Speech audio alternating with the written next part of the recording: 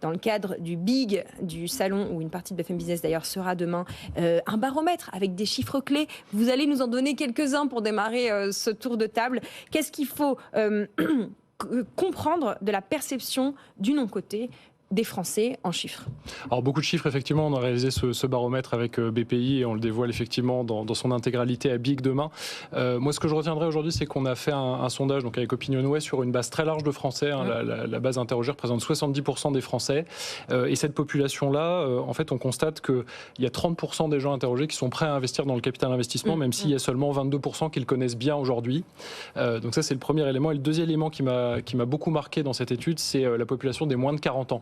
On voit vraiment quelque chose qui émerge sur cette population-là. Ils ont envie.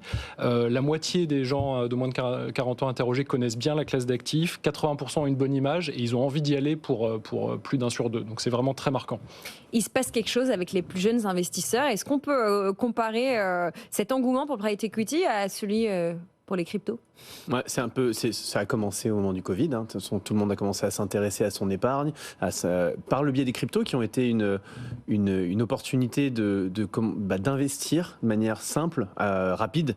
Alors avec des risques pas complètement maîtrisés, évidemment, pour beaucoup, mais qui ont été aussi l'occasion pour des particuliers de faire de l'investissement risqué. Et à partir du moment où on fait les cryptos, qui sont classes d'actifs quand même hyper spéculatives. Le haut de la pyramide du risque. Vraiment haut de la pyramide du risque. On peut s'intéresser quand même beaucoup plus facilement derrière à la bourse, au non-coté. Et oui, le non-coté, ça séduit aujourd'hui de plus en plus parce que les rendements sont importants sur un horizon de 10 ans. Il y a une certaine résilience également dans le non-coté qu'on trouve beaucoup moins chez les autres classes d'actifs. Et puis, effectivement, ces solutions d'investissement deviennent accessibles à tous, même à partir de 100, 500, 1000 euros.